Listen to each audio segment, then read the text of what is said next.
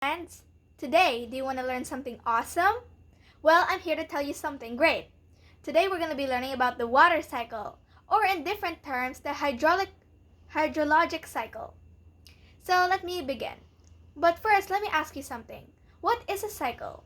Well, a cycle is a series of events that happen in the same order. Now you get what a cycle is. Good job!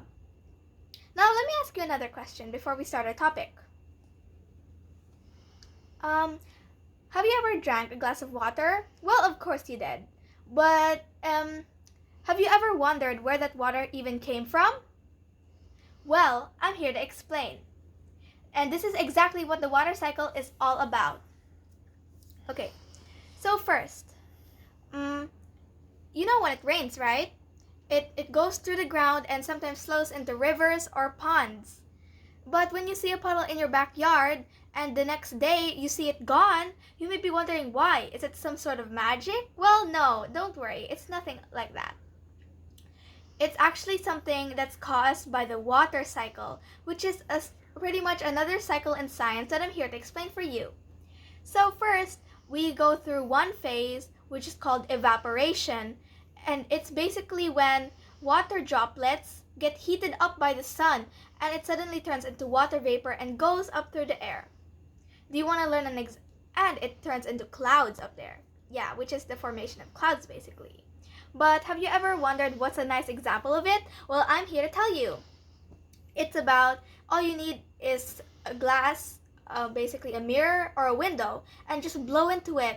And what do you notice when you blow into it? It turns foggy, right? Which kind of resembles a cloud, and I'm here to explain it. There's water vapor in your mouth and when it touches the window/glass, it will turn into water droplets and it will start to form something like a cloud. And you know what else does that? Evaporation, correct. Now we go through the second phase. Oh wait, give me a second. Sorry, my mistake. There's another way of water vapor going through the air, which is called transpiration, it sounds sort of difficult, but it's actually really simple. It's basically when plants get water from the soil up to the leaves and they release the water vapor through their leaves into the air, which is another way of evaporation, but for plants, It's transpiration, remember that. Now we go to the third phase, which is condensation, which is pretty simple. Here, if you want a little simple term for it, it's basically the backwards of evaporation. That's right, water vapor turns back into droplets again. That's really cool, right? Now we go into the fourth phase. And also, by the way, condensation is a key factor into the formation of clouds. So yeah, now you know that, which is an interesting fact. Now we go into the fourth phase, which is precipitation, and that is the last phase of our water cycle and the last task, So transpiration sounds a bit difficult and tricky, but it's actually pretty simple too as well. It's basically when the water vapor / droplets in the cloud get too heavy and start to cool down even more, and that causes it to start falling down just as rain. Whoa, we're back to the start of our cycle. And that's the end of the cycle. Basically, repeated events that happen all over and over again. That's pretty cool. We're back to rain again. Good job. And that's pretty much the water cycle for you. Oh, and by the way, a little something I want to add in. Precipitation can come in many different ways, such as hail, snow, rain, and many, many more that I probably don't know about yet, but we'll figure that out soon. So yep, that's the water cycle for you. Oh, and another way of you can see the water cycle in our daily life, and you probably never expected / noticed this, but when you cook rice, you can see evaporation, condensation, and many more. So let me explain.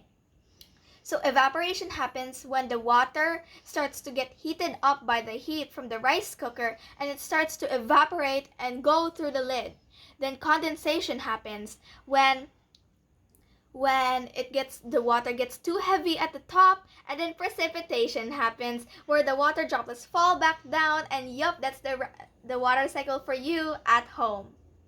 So yeah, that's a great example. If you want to learn more, then yeah. So these are my drawings. Yeah. My sister likes to hang them up as posters and she really likes them a lot. I love them too. Name. Oh, I didn't name them yet, but I'll figure that out soon. Who drew it? Me. Who designed it? Someone randomly on Google. Who Ka- Kai. And yeah, and also I really hope you enjoyed my water cycle explanation. I really worked hard on this topic. Bye guys.